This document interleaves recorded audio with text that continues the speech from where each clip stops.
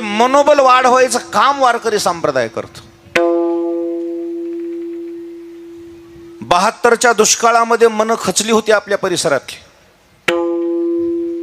मी 72च्या नंतरचा आहे, मी 83चा आहे, मला अगोदरचं माहित नाही, पण एका चांगल्या विद्वानानं बोललेलं बोलतोय मी तुम्हाला.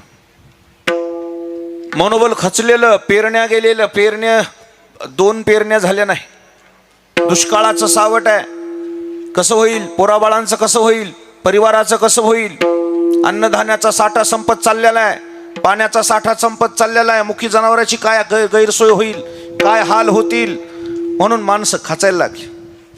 अशा काळामध्ये या मराठवाड्यामध्ये भक्तीचा प्रचार प्रसार करता करता, समाजाचं मनोबल वाढवण्याकरता तळागाळातल्या लोकांशी जाऊन संपर्क केला. खेड्यापाड्या, वाड्या, वस्त्या, तंड्यावर प्रत्येक गावामध्ये जाऊन कीर्तन केले आणि त्या कीर्तनामध्ये मोठ्या महाराजांनी एकच सुरुवात केली, अन्नदान आणि हरिनाम. अन्नदानाने उदरनिर्वाह झाला आणि हरिनामानं उद्धार झाला, मनोबल वाढलं. विठाला विठाला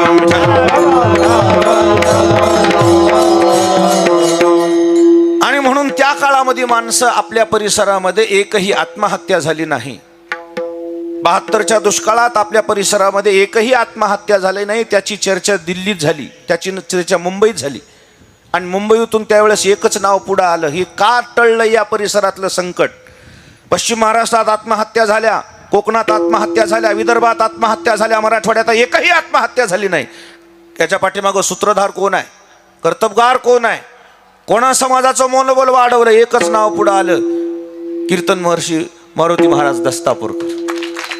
आणि म्हणून महाराष्ट्र शासनानं ऋषितुल्य पुरस्कार दिला.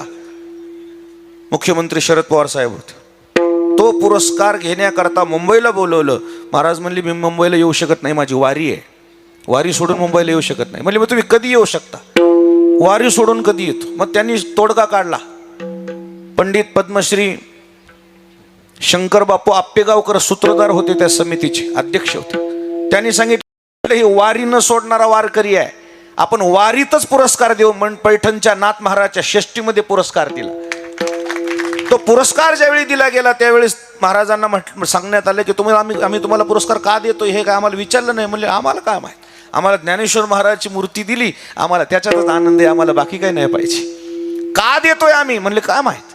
72च्या दुष्काळामध्ये आपल्या नेतृत्वात या मराठवाड्याचा भक्तीचा प्रचार प्रसाराचा मळा फुलला आणि त्याच्याबरोबर लोक जी खचलेली होती, सुसाईड करणारी होती, आत्महत्या करणारी होती, त्या लोकांचं मनोबल वाढवायचं तुम्ही काम केलं, एकही आत्महत्या होऊ दिली नाही. ह्याच्यामुळे आम्ही तुम्हाला पुरस्कार देतोय. म्हणजे मनोबल वाढवणारी कमी झालीत माणसं, नकारात्मक विचार करणारी माणसं, निगेटिव्ह थिंकिंगचे माणसं जास्त झाली. कोण्या थिंकिंगचे, राजू सर कुठे गेला. निगेटिव्ह थिंकिंगचे माणसं सोबत नसू नये, पॉझिटिव्ह थिंकिंगचे. काहीतरी चांगलं घेतलं पाहिजे त्याच्यातून, त्यानं त्याची एनर्जी वाढली पाहिजे, ऊर्जा वाढली पाहिजे.